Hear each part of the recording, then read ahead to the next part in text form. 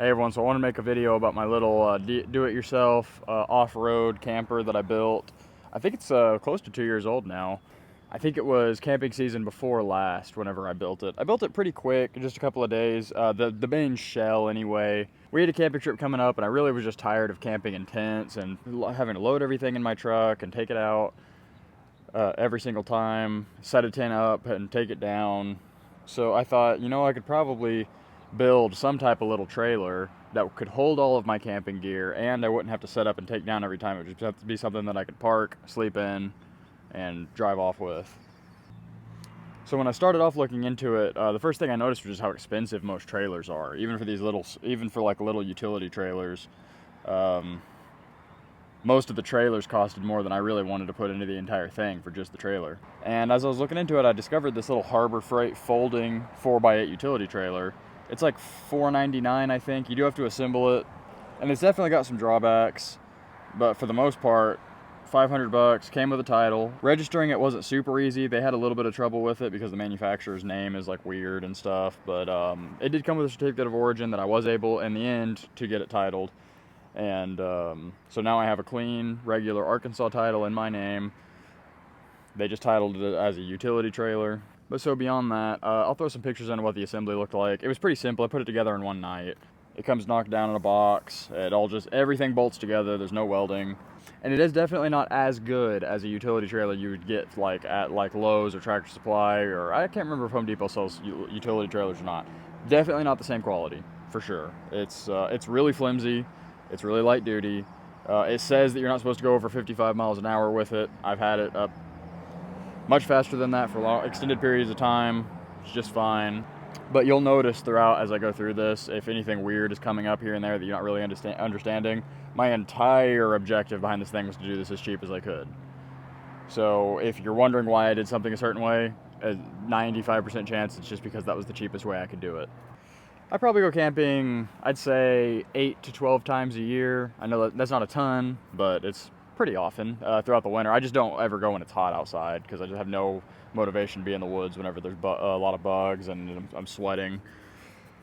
So pretty much just the winter months, my camping season. That's like October through April, usually, is our camping season. So what this is the Harbor Freight 4x8 folding utility trailer. This is the one with 4 lugs. So it's just that trailer, and then I framed this whole thing out of these little scaled down 2x4s. They were like a 1/2 inch by 3/4 or something like that. I'll throw in a bunch of pictures here of what the framing of it looked like, and I framed it up just like you would a house or a shed. I did 12-inch centers with all those studs, and I sheathed it with zip board, and I zip taped all the seams. And I did that because when I priced it out, it was just a little bit cheaper to stick build it than it was to build it out of 3/4 inch plywood, like what a lot of people do. Looking back, would I do that again? No. I would definitely have just spent the money on 3/4 inch plywood and not had to mess with all that framing and everything, because that added a lot of time and hassle to building this thing. But it turned out really strong. I get on the roof of this thing all the time. I stand up on the roof of it. It doesn't budge at all with me walking on it. I never see it flex when I'm pulling it behind me. The whole thing is just completely solid. So it turned out strong. And I've got headers over the door openings. I did like a 2x6 on its end. Frame all that to distribute the weight off the roof. The roof is framed with rafters that go across and sit on top of the top plates of the stud walls. And for the floor, I just laid a piece of zip board down with the green side down, and built on top of it, screwed it down to the trailer with a ton of screws all over the place, and attached, built up from there. This is just an Amazon toolbox latch. It does lock. I do have a key for it, and I lock it sometimes. And these hinges are just super duper cheap from Amazon piano hinges. I expected them to just be temporary, but they've held up, so I'm just leaving them until they break or something. And it's probably easy for you to tell this roof rack is just 2 2x4s with 2 2x6s on top of it. They screw through to 2 block. Each of them has, I think, 3 2x4 blocks. I've spanned between the rafters on the insides with a 2x4 here, here, and here. And then I use 2 4-inch number 14 screws through each of them, coming up through the bottom, through that 2x4, and then into this, here, here, and there, 2 and 2 and 2. So they're really strong. I built this because we had like a kayaking camping trip planned that we ended up never doing. So I wanted a way to put a kayak up here. I wanted a way to put 2 kayaks up there. but we ended up never even using it. I do use it here and there, but there's been various things. It's been nice to be able to throw material up there and tie it on, and camping supplies.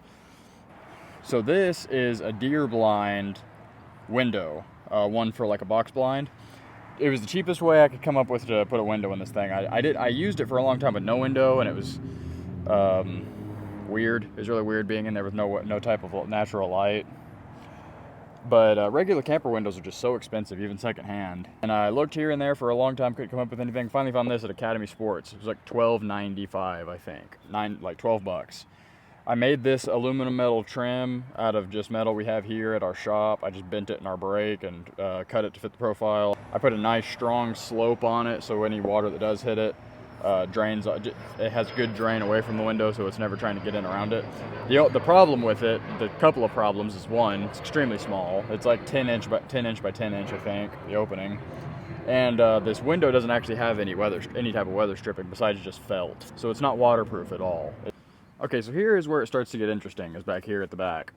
So these doors, the way that they stay shut is I have a strike here and here, and then this door is a door with flush bolts. This screw broke off on one of my last camping trips. I haven't fixed it yet, but these are just regular cheap Amazon flush bolts that just screw directly on. They come with the strikes. I screwed down at the bottom and the top.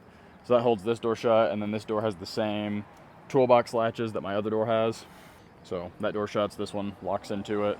They've worked. They haven't come open on me yet. I just glued a little cut-off piece of mirror right here on this because I noticed on like multiple day camping trips I don't really have a way to like look at myself. So I use that every now and then. The spatula and the wooden spoon don't stay up here all the time. Whenever I'm transporting this, I usually throw that stuff into one of these cabinets. And I built everything that you see here. Obviously, this is all just plywood, and it's all built out of one piece of 3/4 inch plywood. I built the countertop, the cabinets, the handles, and the shelves inside of these cabinets out of the same piece of 3/4 inch, and all these little pieces of trim that I put on here. So this is a removable sink. There's no drain in this. You just take it out and dump it when you're using it. And the reason that this hole is here is when I first built this, staying on my path of as cheap as possible, the way that I did this is I had a 5-gallon water jug that sat here that just had a spigot. They sell them at Walmart. You'll see them if you look in the camping section. It just has a spigot you can turn on and off, and it's just gravity-fed water. That's what I used for a pretty long time, but I got to where I wanted a little bit of water pressure, and I really wanted a way that I could like wash my hair and stuff back here. So I made the decision to add a water tank and a water pump and a sink with one of these pull-out sprayers. That was a ton of work, and it was kind of expensive, but everyone's always really impressed that I actually have running water in this thing. So this is just a Brita filter, no hot water heater. I bought a hot water heater because I was thinking that would be really cool to have hot water in it. Way too much trouble, and then I took all the time to hook it up and everything, and it didn't work by the time after I put all that work into it. So I returned that. I just gave up on that. Dream, it's not worth it. But you can see the sink does work, running water, and then I also can pull this out, spray water with this. And that pulls out fairly far. I've taken a shower with that 3 or 4 times. It's definitely sufficient, but no hot water, just whatever temperature the water is. But it works pretty good. I can halfway shut these doors and hang a tarp up right here and have some privacy. I usually always park this thing where it's we don't camp in any like public campgrounds. We always camp just in the national forest somewhere. I take it out and just go down, usually like a logging road or something. I'll find a campsite that's just primitive, and so I usually park this thing towards the trees. I can close this up, hang a tarp up, have some privacy, take a shower.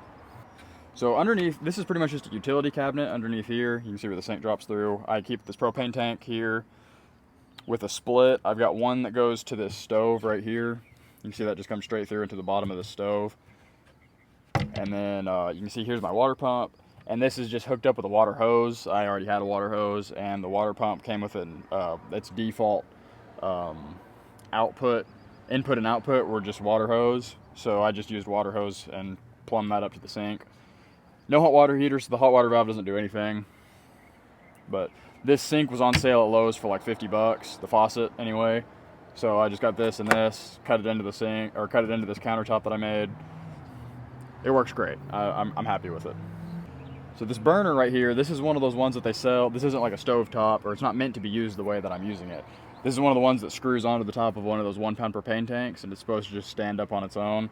I decided this was a little bit of an experiment. I've never seen anybody do this before, and I didn't have any reason to think that this was going to work, but I just decided to try it. I cut a hole in the countertop, and I drilled some holes in this thing and screwed it down and hooked this propane line up to it. So the only inconvenience is you do have to open this up to adjust the flow of the propane, how hot it's burning, and it doesn't have a striker on it. So the way that I turn this on is I keep a lighter in this drawer all the time, and then you can turn the propane flow on and just light it with the lighter, turn it up or down. I was a little afraid when I did that this base was going to get so hot that it was like burning the wood, but it doesn't. I've had it like this. I've camped with it, cooked all my meals with it for 3 or 4 camping trips, no issues at all. See, that was a pretty good, easy, and cheap way to integrate a stovetop right into the counter. It's not loose. I don't have to get a big grill out and set it up every time and hook it up. It's always hooked up. I just turn the propane off every time I'm done. I just have to make sure and remember to come under here and turn this valve. And this propane tank is strapped in. I don't have it just bouncing around back here. And you can see I've got all my food that I just keep in here all the time, some seasonings and just like macaroni and cheese and beans, and then I've got one of these little camp meals, just stuff I keep in here. And this right here is where all my electricity comes from. I have 2 of these.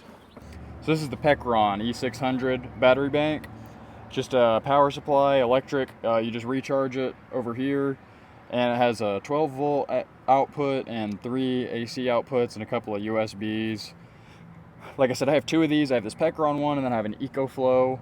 I've got 2 so that I can, I've noticed when I bought the EcoFlow first, and on like a multiple day camping trip, I've done a couple of 3-day camps. By the end of the 2nd day, I'm running pretty low on power, just running my water pump and my lights. So I got this one as a backup, but I love these power banks. So for one, it was a simple way to add electricity to this without, I know you see a lot of those camping videos where they do those really sophisticated battery builds where they use a car battery and all these fuse panels and stuff, and it's like, I just wasn't going to get into all that. So you use one of these, all that stuff's already taken care of, you just need the plugs. I really like having these. I haven't had to use it this way yet, but I really like having them in my apartment for power outages. You don't have to worry about a gas generator or anything. As long as this is charged up, I could charge my phone a ton of times with one of these. It could run my Wi-Fi, I could potentially run my refrigerator for a short amount of time. I think it's a really good idea to have one of these things around. So this is the Pecron. So far it seems to be a great unit. I don't really know what determining factors to go off of with these things. I just buy the ones that seem to be suitable, but a really easy way to add some electricity to your camping setup. You can run, if you didn't have a battery powered fan, you can run a fan with it, you can run lights with it, recharge your phone a ton of times, you can run your laptop, whatever. It's very nice. Don't regret having a couple of these. I don't know how well you can see them in this lighting because it's so bright out here anyway, but I've got the LED strip that goes all the way around. Really cheap strip of LED lights I got off Amazon. The colors change with a little remote. I don't ever change them, I just leave them on white all the time.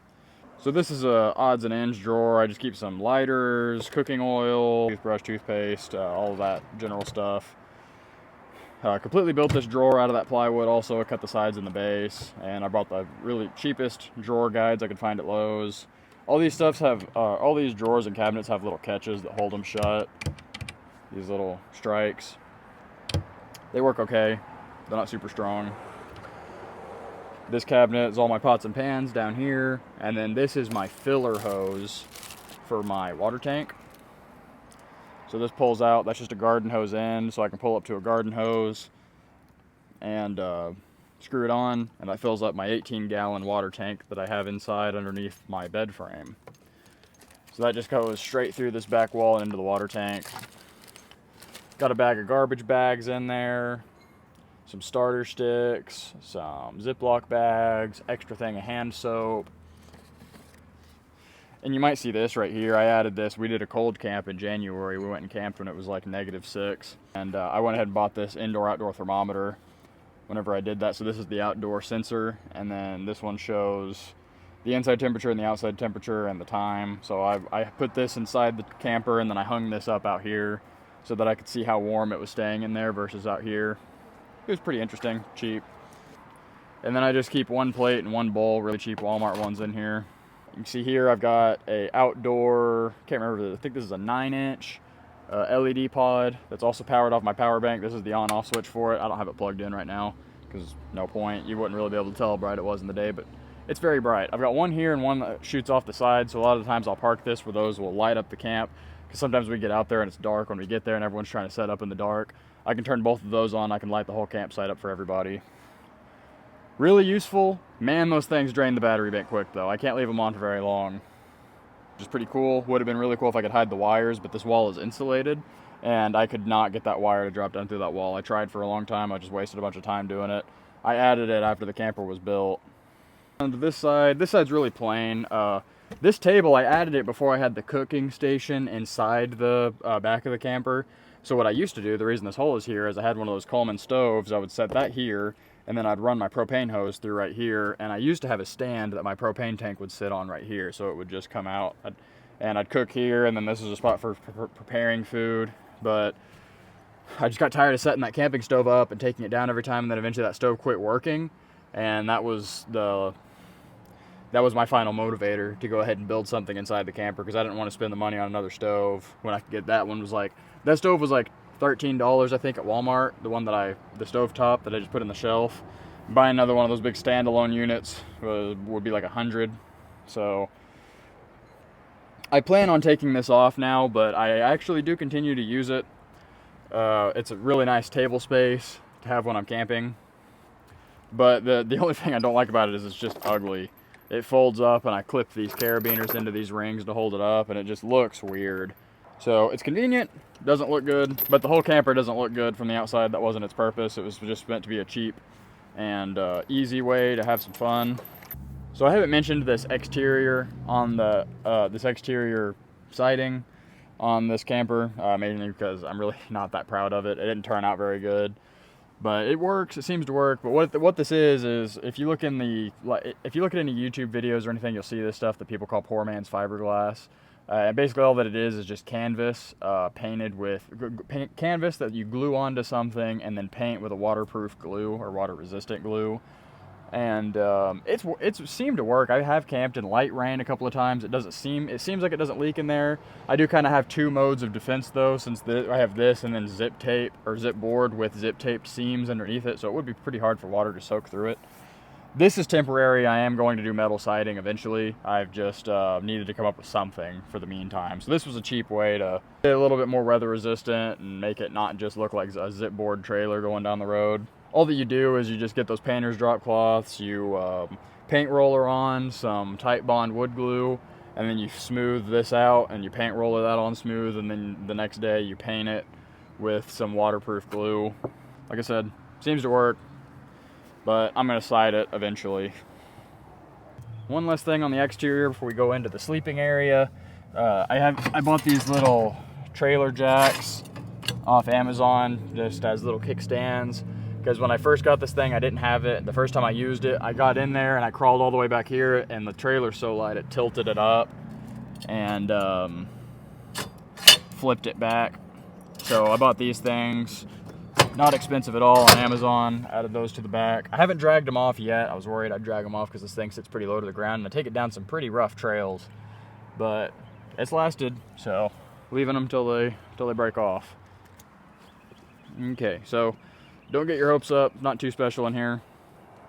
I took my mattress out because I've been using it out at my house, but I built this bed frame recently. You can see it's sided with that panel siding that you see in trailer houses pretty often. Masonite hardboard, that's what that is.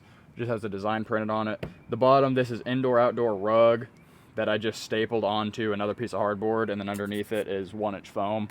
So all the walls, the roof, the floor, the back wall, they're all insulated with 1-inch foam.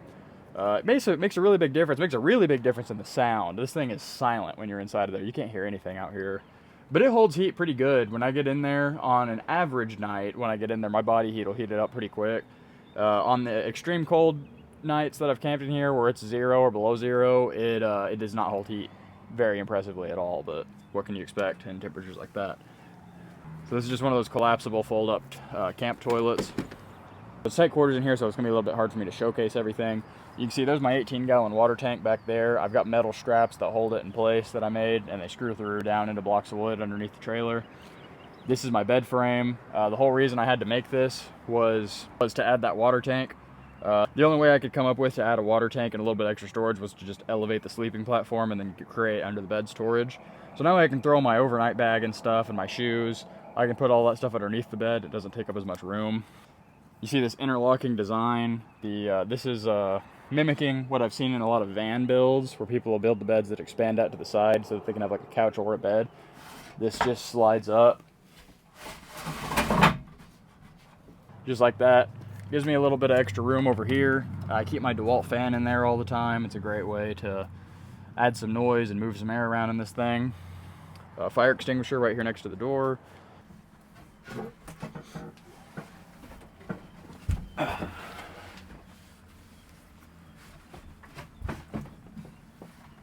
So just to give you a little bit of an idea what it looks like in here. It's not impressive at all. This is just a regular, the height of this thing is just the height of a 4 foot by 8 foot sheet of zipboard on its side. That way I didn't have to add splices or anything. But this is my wall mounted buddy heater. That's what my split was. When you saw that I had the splitter that comes off of the propane tank, this is where the other one comes, with this buddy heater. I do not sleep with this on. I know that's not safe. You can see back here. I've got a carbon monoxide and smoke detector. That does work. And this thing has set that carbon monoxide detector off several times. So all that I use this for is about 20 minutes before I go to bed, I'll come in here and turn this on really cold nights and get it heat warmed up, and that way I can climb in here and take my jacket off and stuff, and it's warm, and I turn it off. And then it stays warm pretty much until I can get my clothes off and get my sleeping bag, and then I use my sleeping bag to stay warm throughout the night. Then when I wake up, it's time to get up, I can reach up and turn this on. When I turn it on, when I'm in here, I open that window and I open this roof vent right here, so I've got some ventilation. I have my fan blowing in here all the time, so I vent it, turn this on, and let it warm up, and then I'll get out of my sleeping bag, get dressed, and then I go outside. Don't have to have that initial shock of how cold it is when you first wake up. But this hole that I have for the water tank does make it nice to be able to reach through. I can reach through and get some stuff if I forget something in there. I added these 2 hangers so that I can hang a shirt or something over this window, because I really like for it to be pretty dark when I'm sleeping. And this is just a stick-on light. I use this. Sometimes it's simpler for me to just turn this off and on than find the remote to turn these LED lights on in here. The exhaust vent does have a fan integrated. I just have to have it plugged into the power bank to get it to work. It exhausts or pulls air in. And then I got some other hangers over here to hang like my jacket up and stuff whenever I get in here.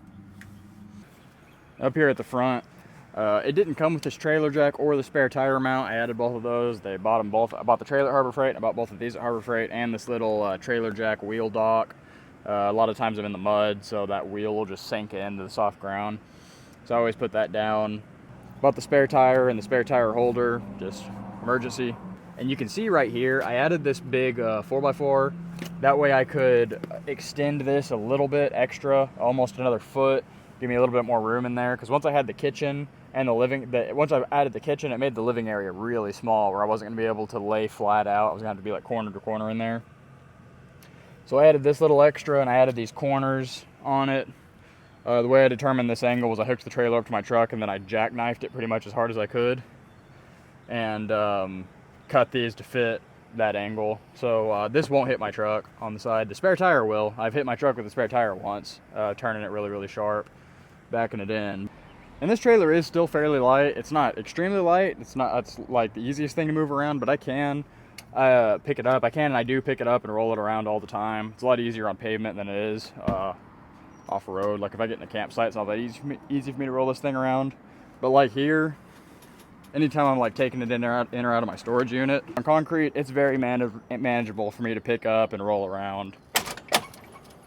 It's not very heavy at all. So that's the video on this thing. If you go back on my channel, some of the first videos I ever posted were me working on this thing when I did its first remodel. I took it from like the very rough condition that I built it in for the first camping season and turned it into what it is now. Those videos are from when I was very first getting started on YouTube, so they're not super high quality. I definitely still have a lot of ideas in mind with this thing. I'm just working on the house so much I don't have time to work on it, but I'm hoping maybe by the end of this summer I may have some time to work on it and improve it a little bit before this next camping season. So there's a lot of stuff in mind with this, so I would be open to suggestions that people have if there's things you guys want to see me do with this thing. I really like it for what it is. There's no more big, huge loading and unloading process. I just keep all my camping gear in here all the time and then park it in my storage unit. It stays out of the weather inside that storage unit, and I can just, when it's time to camp again, I can just hook up to it, take it out there. It's very maneuverable for all the off-road camping that we do. It's really easy for me to get it turned back around and stuff and put it into its camp spot, because even if I can't move it with my truck, I can always unhook from it and push it around. So it suits what I do very well. But I'm looking forward to putting some more work into this thing, and I'm looking forward to see what you guys have to say about it. Let me know if you enjoyed the video, and let me know what you want to see with the future of it. And as always, I really appreciate you guys watching.